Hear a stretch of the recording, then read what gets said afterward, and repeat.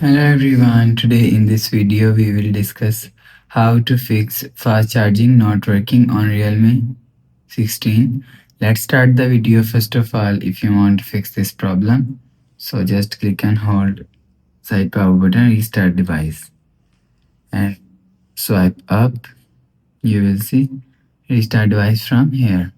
After restarting, go back to home screen. You will see your problem is solved.